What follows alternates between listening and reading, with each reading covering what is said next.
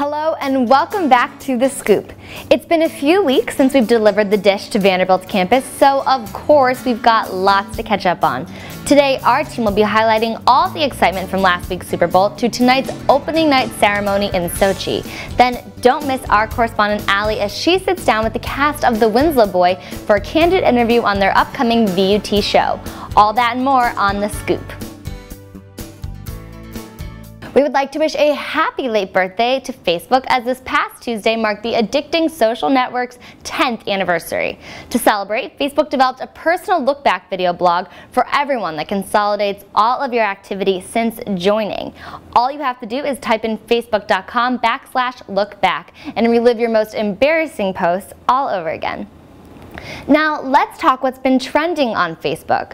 I've always been a huge fan of football, so even when my team didn't make it into the Super Bowl this year, I of course tuned in to watch the big game. But with a less than exciting first half, I will tell you that it was the anticipation of the amazing halftime show from Bruno Mars and the Red Hot Chili Peppers that kept me glued to the screen. And amazing it was. Fans raved over Bruno's retro-themed performance in everything from his show-stopping drum solo to his stutter-step sexy dance moves.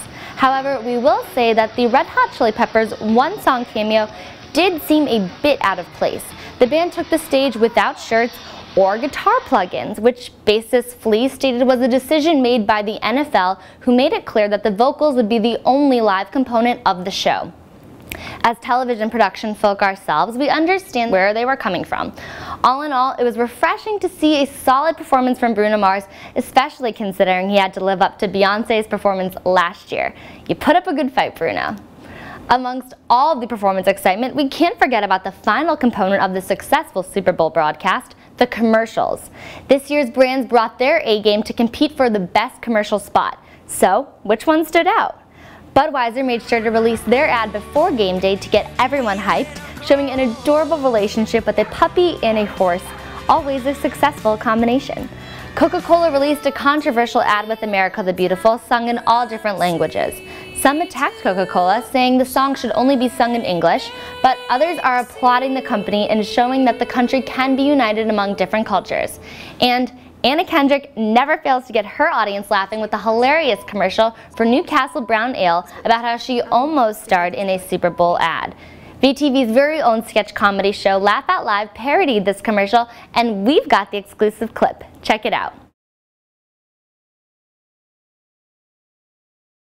I was really excited to hear the tongue-in-cheek made it to the Nationals in the college tournament, but then Vanderbilt called us and said that we wouldn't be able to use any money or even have the permission to be in an improv tournament. I don't even think they can say the word It's bleeped. I don't even think you can mention thing or comedy in like any capacity. I don't even think you can say the word.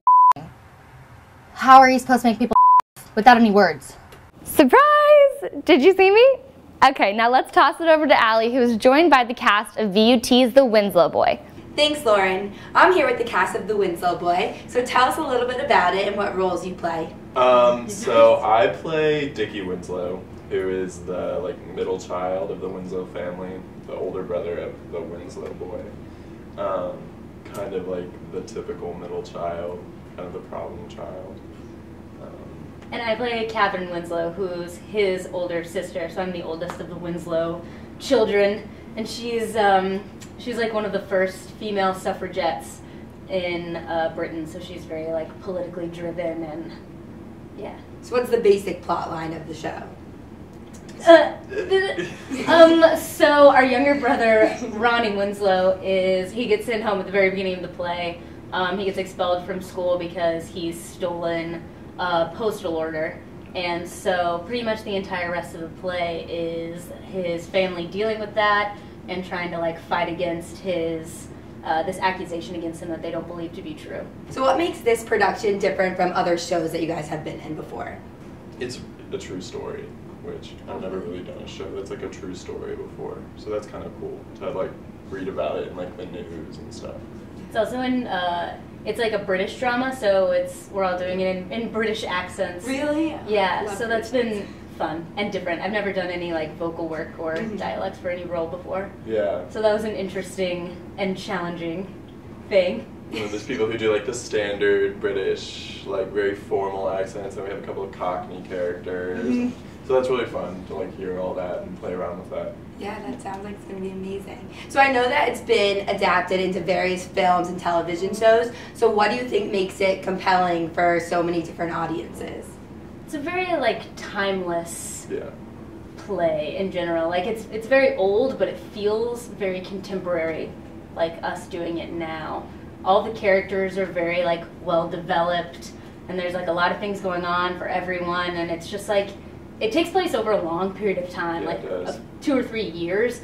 So it has a really cool like I don't know, like the way that the relationships between characters change from act to act over like 5 months or 9 months. It's just like it's very cool, and it's a very like true depiction of like a struggling family, like the strain on certain relationships and like the pressures of the case sort of wearing on everyone. Yeah, I mean everyone kind of knows what it's like to have like a, like everyone knows what, you know, like there's always the one, your brother or sister who's kind of like the black sheep of the family, or like, you know, you have the, whichever one's the favorite, and you know, you have the, some people are like, where a lot of the characters are scared of our father, and so that's like, you know, it's just like, it's all these kind of relationships that are just very evident on stage, and I think it comes across really well in various like platforms. Yeah. So I heard that someone had to make like some dramatic changes from tongue-in-cheek and shave off all his hair. Do you guys have any dramatic changes that you guys had to make for the play?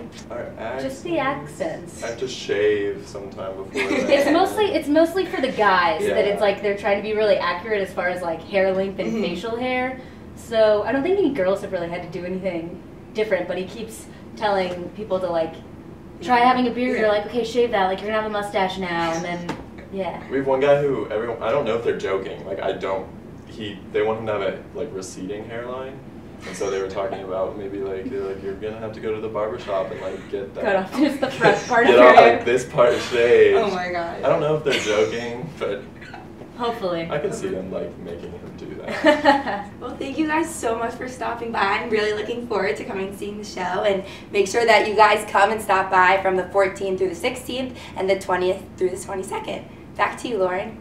Many new TV shows, as well as some of our familiar ones, are back this season and better than ever. Be on the lookout for my new favorite, True Detective, a huge hit for HBO in only its 4th week on the air. Our favorite, Matthew McConaughey, and his co-star Woody Harrelson brood around Louisiana as detectives in this new mystery anthology series who reopen a murder case they worked on since 1995, or in 1995. Our favorite returning shows include Game of Thrones and Scandal. HBO's Girls has already made its comeback, and per usual, the fans love its sarcastic but believable plotline. Be on the lookout for other new TV shows such as Star-Crossed and Believe that will be making their first on-screen appearances later this month. This morning, the 2014 Rites of Spring lineup was finally announced. So far, we know we've got Steve Aoki, joined by 2 Chainz, Delta Ray, and 21 Pilots. It looks like Vanderbilt's music group really delivered this year, getting all the big-name artists with diverse sounds. Tickets go on sale February 14th, and the 2-day fest will take place on April 11th and April 12th. In other news, Selena Gomez secretly entered rehab for 2 weeks last month after canceling the Australian leg of her tour. Gomez's reps confirmed that the rehab was not due to drug abuse, but she felt burnt out from back-to-back films, concerts, and TV. But now the Spring Breakers star is back to Instagramming up a storm, and it seems like she is back to her old self. Now let's turn it over to Paige Harnick for the latest on New York Fashion Week. You heard it in the fall, and I'll say it one more time, Fashion Week strikes again. Of course, as your fashion correspondent, I'm a little bit biased, but seriously, who doesn't love great celebs, clothes, and gossip?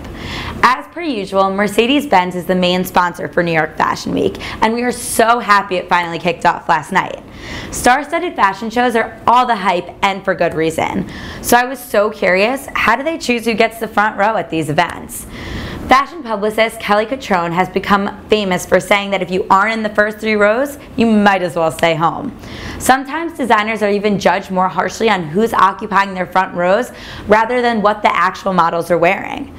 Erin Hawker, the PR veteran, has narrowed it down to a science. She says, first, you have to count how many front row seats you have. and then guesstimate how many should go to the media, retailers, VIPs, and friends of the brand. Once you've determined that, there's always internal fighting that goes on as to who deserves to be in the front row. So who's making the cut this year, you may wonder? Well, certain celebs get paid big bucks to be sitting front row, while others bribe their publicists to just get them a seat. Some A-listers that the designers are fawning over include Nicole Kidman, Rooney Mara, and the ever-fabulous Jennifer Lawrence. According to the fashion forecaster for WGSN, Sheila Ahmet, Fall 2014 will be all about Americana and Wild Wild West inspiration, with fringe scarves, frayed edges, equestrian-inspired boots, and blanket coats leading the charge. Ahmet even said, the season's street sense will be inspired by the avenues of Nashville and Austin, Texas. So us stores seem to be in the right place for fashion. Because the shows just started last night, the pics of all the lines have not yet been released, but I always stray towards my favorite designers. The ones I'll be looking out for will be Proenza Schuler, Rag & Bone, and of course Oscar de la Renta. So follow us on Facebook for my live feed of my favorite Fashion Week moments. Now let's head over to the panel to discuss the 2014 Winter Olympics. Well, thank you so much for joining us, Paige, to bring some little fashion expertise to our panel. Real quick, we're going to introduce everyone. I'm Allie. I'm Paige. I'm Jenna.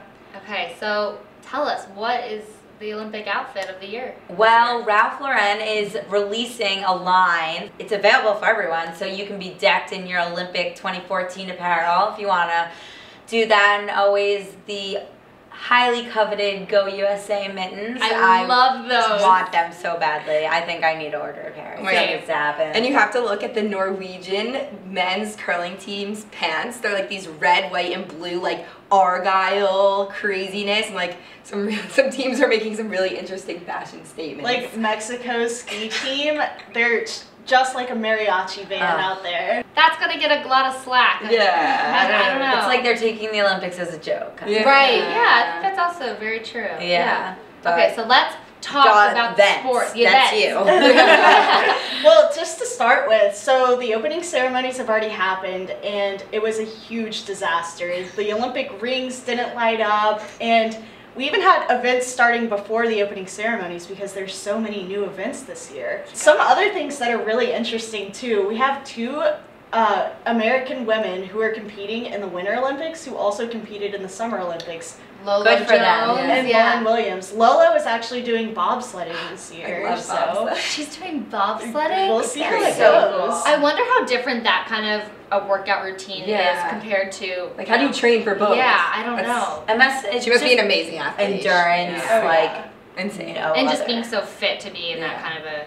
Wow, that's awesome. Yeah. And so then I guess in addition to that, we have 7 siblings, sets of siblings. What? For That's so cool. The Americans competing on various events, which is also really me and my cool. sister are doing the Olympics, and you're I'm doing it. We're all doing We'll, it. we'll just keep upping the number Yeah. because we. Well, and also, doesn't America have the largest number of competing athletes this year, which is huge? Yeah, we do. We have 230, which is insane. So Wow. hopefully we can beat our medal count of 37 last year. And there's a new event for women, like ski jumping, which is really interesting. But like supposedly people have already gotten hurt from it, that it's like too high or too steep or something like that. Definitely. What did you say about Shaun White?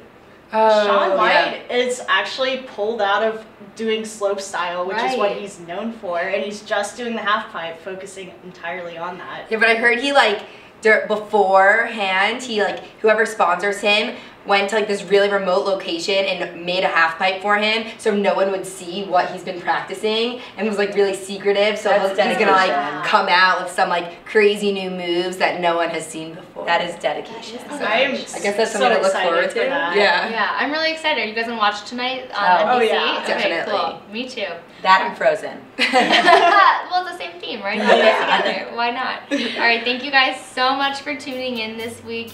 We'll see you next time. Bye.